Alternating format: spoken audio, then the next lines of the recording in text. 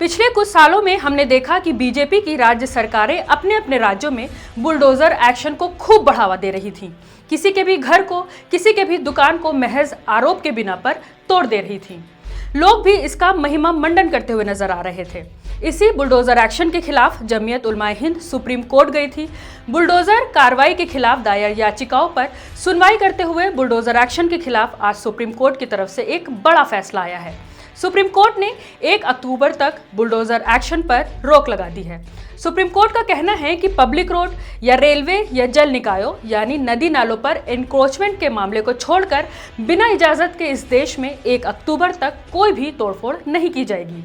यानी किसी ने अगर पब्लिक रोड, फुटपाथ पर एनक्रोचमेंट किया है, रेलवे की लाइन पर किसी तरह का अतिक्रमण कर रखा है या नदी नालों में किसी तरह की रुकावट आ रही है तो वहां पर साफ सफाई के लिए बुलडोजर की कार्रवाई की जा सकती है। लेकिन किसी आरोपी के रिहायशी घर पर, उसके दुकान पर बिना सुप्रीम कोर्ट की इजाजत के तोड़फोड़ नहीं की जा सकती।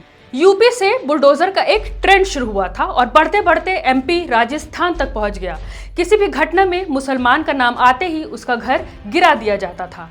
बिना चार्जशीट के, बिना जांच के, बिना अदालती फैसले के, बिना किसी कानूनी प्रक्रिया के डायरेक्ट बुलडोजर कार्रवाई कर दी जाती थी। बीजेपी की राज्य सरकारें पीड़ितों को अपना बचाव तक करने का मौका नहीं दे रही थी। कानूनी प्रक्रिया का इंतजार किए बिना ही 24 घंटे के अंदर अंदर सजा के तौर पर आरोपियों के घरों पर बुलडोजर चला दे रही थी। बुलडोजर कार्रवाई पर कई सारी पिटीशन डालने के बाद जब इस मामले में सुप्रीम कोर्ट ने सुनवाई की तो कहा कि अगले आदेश तक देश में कहीं पर भी मनमाने ढंग से बुलडोजर की कार्रवाई नहीं होगी। हालांकि ये सुप्रीम कोर्ट का अंतरिम आदेश है। सुप्रीम कोर्ट इस सिलसिले में गाइडलाइन जारी करेगा और सभी राज्यों को इस गाइडलाइन का पालन करना पड़ेगा। गुजरात के एक मामले पर सुनवाई करते हुए सुप्रीम कोर्ट ने कुछ वक्त पहले भी बुलडोजर जस्टिस पर सवाल खड़े किए थे। दरअसल सुप्रीम कोर्ट ने यह आदेश गुजरात के जावेद अली नाम के याचिकाकर्ता की याचिका पर सुनवाई करते हुए दिया था।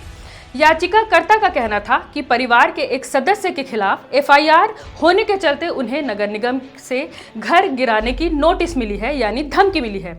सुनवाई के दौरान याचिकाकर्ता के वकील ने कोर्ट से बताया कि उनके परिवार की 3 पीढ़ियां करीब 2 दशकों से उस घर में रह रही हैं जिसे गिराने की धमकी नगर निगम ने दी है। इस पर 3 जजों की बेंच ने कहा कि किसी शख्स के किसी केस में महज आरोपी होने के चलते उसके घर पर बुलडोजर नहीं चलाया जा सकता।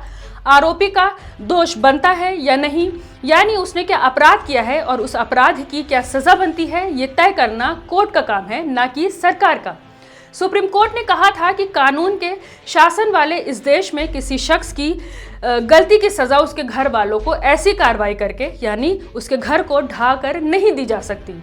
कोर्ट ने कहा कि हम इस तरह की बुलडोजर कार्रवाई को नज़रअंदाज नहीं कर सकते।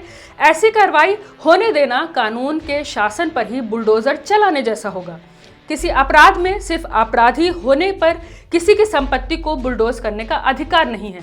मैं हूं रूबा अंसारी, आप देख रहे थे मिल्लत टाइम्स। सुप्रीम कोर्ट के इस फैसले पर आपकी क्या राय है, हमें कमेंट करके जरूर बताएं।